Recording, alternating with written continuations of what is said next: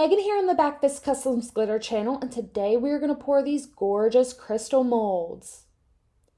So I'm using a casting resin, and I'm going to pour just a couple of drops of the Magenta Marabu alcohol ink. Now this video is sped up, so make sure that you're stirring slower than what you see, that way you don't have a whole lot of micro bubbles in your resin. Also, make sure that you count how many drops of alcohol ink you're adding to your resin. That way, if you need to mix up more, then everything's going to look nice and uniform. Which I did need to mix up a little bit more, so I'm really glad that I counted how many drops that I used because they turned out great. They did look nice and uniform in the end. So you'll notice that my resin is nice and clear. There's no bubbles in there. And that's partly because of the casting resin. It's a little bit thinner than your regular resin that you use for some of your other molds and tumblers. It allows for a deeper pour, and it's really great when you just want to tint your resin.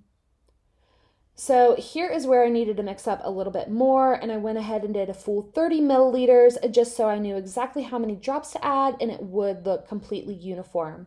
I just used the rest in another mold. So we're going to pop them out here, and with the longer ones, I release the edges and kind of push up from the bottom, kind of wiggle it out. They turned out so pretty. I'm so excited with how they turned out. These shorter ones really had a little bit of lip around the bottom, so just kind of released the sides and just kind of popped it out. Same thing for the other little small one. Release your edges, and patience is a virtue on these. You really want to be careful. Just again, work it a little bit. Push these longer ones up from the bottom, wiggle it out. You don't want to rip those molds. This last one was an interesting shape, so it was a little bit harder to get out, but as you can see, if you were careful and you just kind of keep working at it, then it comes out beautifully with no issues, and your mold is still perfect.